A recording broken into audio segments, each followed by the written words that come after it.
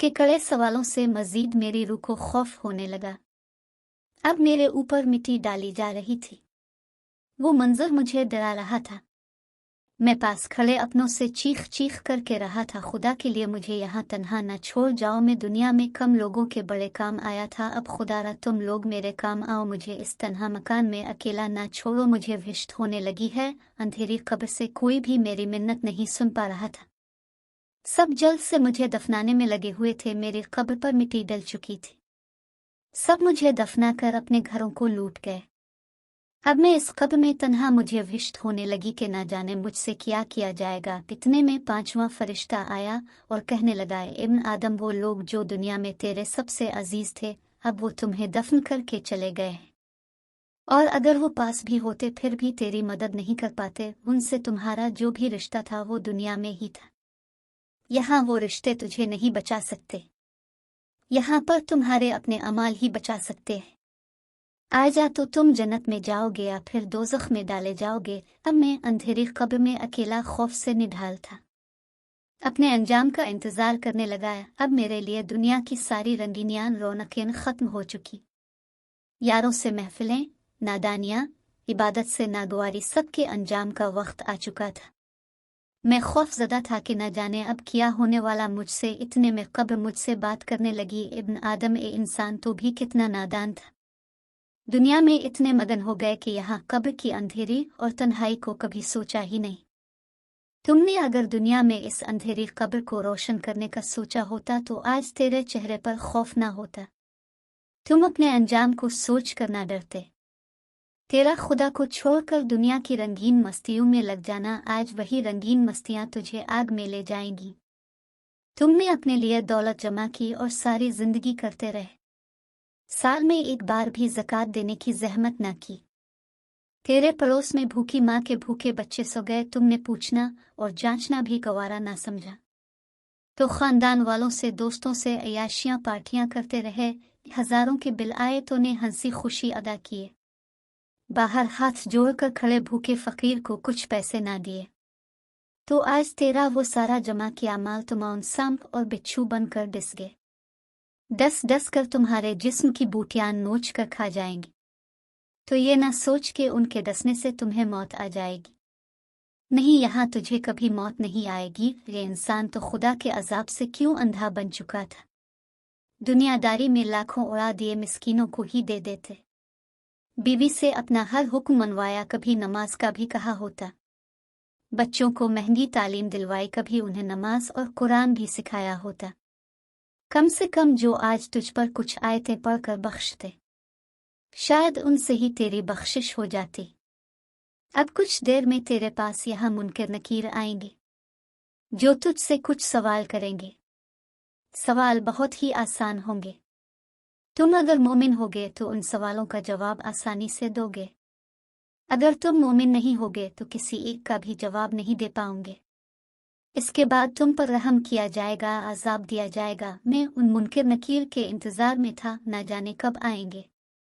आएंगे तो क्या पूछेंगे। कुछ देर में वो खौफनाक चेहरों से आए। वो दो ही थे। मुझसे पूछने लगे, तेरा रब कौन है। सवाल आसान था पर जवाब देने के लिए मेरी जबान साथ नहीं दे रही थी, क्योंकि मैं मोमिन नहीं था, मैं नमाजी नहीं था, मैं खुदा का फरमाबरदार बंदा नहीं था। मैं जवाब में खामोश रहा। पूछने लगे, तेरा नबी कौन है। इस बार भी मैं खामोश ही रहा, क्योंकि मैं दुनिया में आशिक रसूल तो था पर अपने रसूल पर भी दुरूद ना पड़ा। कभी इसने दिल से मिलाद नहीं मनाया, कभी उसकी तरह बंदों से मोहब्बत में ना रहा, कभी उसकी तरह यतीमों और मिस्कीनों को अपना ना समझा। तो आज सिर्फ इस नाम के आशिक रसूल का, अपने नबी का नाम लेने के लिए ज़बान भी साथ नहीं दे रही थी। फिर पूछने लगे, तेरा दीन क्या है। इस बार भी मुझसे जवाब नहीं दिया जा रहा था, क्योंकि मैं दुनिया में दीन के करीब ही नहीं था, दीन के अहकामों से गाफिल था, झूठा था, मक्कार था, सिर्फ नाम का ही मुसलमान था। उन्हें किसी भी सवाल का जवाब ना मिला तो वो गुस्से से चले गए। उनके जाने के बाद मेरी कब्र में तपश होने लगी थी। मेरे बाईं तरफ से एक खिड़की नुमा जगह खुल गई। इस खिड़की में से आग शोलों के साथ मेरे करीब हो रही थी। कब्र में बदबू बढ़ने लगी और कब्र चारों तरफ से तंग होती जा रही थी। आग की तपिश से मेरे जिस्म का बायां हिस्सा जल रहा था। मैं चीखा जा रहा था। चीख कर पूछा, ये मुझसे क्या हो रहा है? क्यों मेरी कब्र तंग हो रही है? आग क्यों मेरे जिस्म को जला रही है? कब्र से आवाज आने लगी, ये इंसान कब्र का तंग होना, बाईं तरफ से खिड़की खुलना, ये सब तेरे अमालों का किया दे रहा है। तो अगर दुनिया में खुद को तंग रखता तो तुम्हें यहाँ वसी कब्र मिलती। अब तेरे चीखने का कोई फायदा नहीं। यहाँ तेरे जैसे तेरी तरह के बेशुमार इंसान चीख रहे हैं। ये सब तुझे पहले सोचना चाहिए था। अब अजाब के लिए तैयार हो जा। वो आवाज खामोश हो गई। आग मेरे बहुत करीब आ चुकी थी। मेरा चेहरा आग से जल रहा था। इस आग की तपिश दुनिया की आग से कई गुना ज्यादा थी। आग की तपिश मजीद तेज होती जा रही थी। कुछ ही लम्हों में मेरे चेहरे से होकर पूरे जिस्म को जलाने लगी थी। बहुत देर तक मैं आग में जलता रहा, चीखता रहा, पर वहां कोई मेरी चीख व पुकार सुनने वाला नहीं था। कुछ देर बाद मेरे जिस्म से आग बुझने लगी। मेरे जिस्म को टेनेदा सुकून मिल रहा था। मैंने फिर पूछा, अचानक मेरे जिस्म से आग क्यों बुझ गई और मेरे जिस्म को राहत और सुकून कैसे मिल रहा है? मैं तो गुनहगार हूँ। गैबी आवाज़ दुनिया में तेरे वारिस तेरी बख्शिश के लिए कुरान खानी करवा रहे हैं, और जब तक तेरे लिए कुरान की तिलावत होती रहेगी तब तक तुम्हें कोई अजाब नहीं दिया जाएगा। और ये भी हो सकता है इस कुरान और दुआओं के सदक़े तेरी बख्शिश की जाए। काफ़ी देर तक मुझसे अजाब टला रहा। फिर अचानक से कब्र में वही बदबू आने लगी। गर्म हुआ, फिर चलने लगी। फिर से बाईं खिड़की खुल गई। फिर गैबी आवाज़ आई, दुनिया में तेरे वारिस अब भी अगर अपने दोस्तों और दुनिया के सामने नाम बनाने को छोड़कर तुम्हारे नाम का सदका खैरात गरीबों और मिस्कीनों में तकसीम करें तो अब भी तुम्हारी बख्शिश हो सकती है। क्योंकि खुदा तब बहुत खुश होता है जब कोई इसके भूखे बंदे को रोटी खिलाता है। अब तो अपने अजाब के लिए फिर से तैयार हो जा। इसके खामोश होते ही फिर से आग का जलना, नाकाबिल बर्दाश्त बदबू। मैं फिर से चीखने लगा। इतने में मेरी कब्र से एक बड़ा बिच्छू निकलने लगता है जो मेरे पांव से होकर मेरे मुंह की तरफ आता है। इतने में इसके जैसे और भी बहुत बिच्छू निकलने लगे जो इंसानी हाथ से बहुत बड़े, मोटे, काले और ख़तरनाक थे, जिन्हें देखते ही मैं तड़पने लगा। फिर चीख कर पूछा, ये क्या हो रहा है मुझसे? गैबी आवाज़ से जवाब आया, थे इंसान, ये बिच्छू तुम्हारे गुनाह से पैदा किए गए हैं।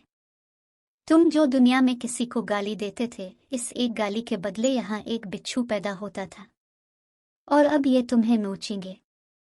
इसके एक डसने से तुम जमीन में कई नीचे चले जाओगे, फिर ऊपर आओगे, फिर दूसरा डसेगा। जितनी तुमने गालियां दी होंगी इतने बिच्छू होंगे। इतनी ही बार डसा जाएगा और उसकी तकलीफ का कोई अंदाज़ा भी नहीं लगा सकता। और इस तकलीफ के बाद तुम्हें एहसास होगा कि काश तुमने किसी को मजाक में भी गाली ना दी होती। वो अनगिनत बिच्छू थे जिनसे मेरी कब्र भर चुकी थी। बारी बारी एक एक डसते गया। उनके डसने से जो तकलीफ पहुंच रही थी इसका कोई अंदाज़ा भी नहीं लगा सकता। काफ़ी देर तक मैं इसी अजाब में तड़पता रहा। जब मुझ पर वो सज़ा पूरी हुई तो मुझे बड़े जहन्नम में लाया गया। वहाँ की दुनिया ही अलग थी, ऐसी दुनिया जिसका कोई तसव्वुर भी नहीं कर सकता। जहन्नम की दुनिया बहुत बड़ी थी। हर जगह आग ही आग थी। मेरे साथ एक सज़ा देने वाला फरिश्ता था जिसने मुझसे कहा, ये इंसान वो जहाँ है जिसका दुनिया में कोई इंसान तसव्वुर भी नहीं कर सकता। यहाँ सभी गुनहगार हैं और अब तुम देखोगे किसको किस गुनाह की सज़ा मिल रही है।